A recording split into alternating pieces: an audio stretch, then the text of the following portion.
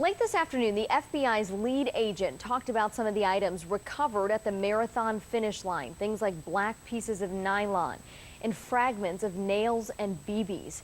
Joining us more to talk about the forensics involved and provide some different perspective on the marathon attack is Mark Sanders. Mark is a retired Navy Special Ops guy with a specialty in EOD, that's explosive ordnance disposal. Mark, thank you for being here. You disarmed these bombs for a living. So my first question for you is, when you saw some of the coverage coming out of Boston yesterday, what was your first thought? Well, my first thought is with the killed and the wounded. IEDs are a coward's weapon, and my second thought are with the first responders, particularly the federal, state, and local bomb technicians who make the scene safe and stabilize this incident.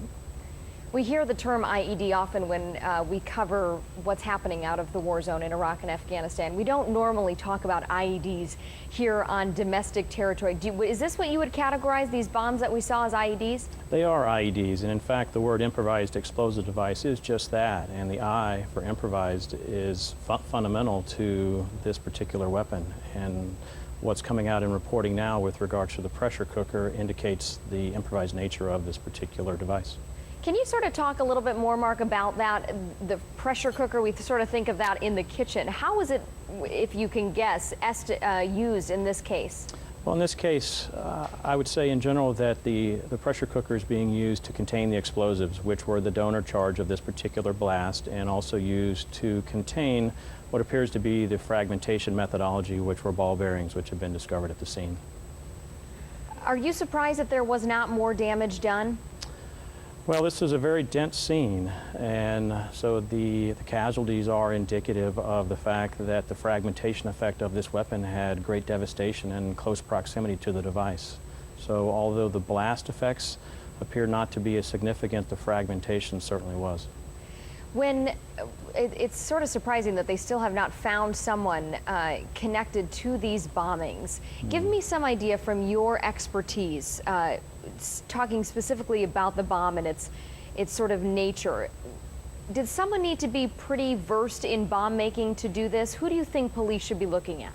Well, in general, with this particular incident, like many others, the fact that we have the internet means that anyone has the ability, unfortunately, to find ways to use these IEDs as a malicious event. My personal expertise is a retired military officer who was involved with men and women in Iraq and Afghanistan. So a different situation for us in a combat zone, but the techniques and principles that are used by federal, state, and local are very similar.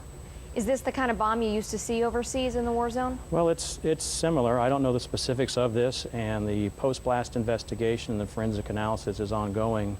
But I would think that you may find some parallels perhaps, but I don't know this particular incident per se.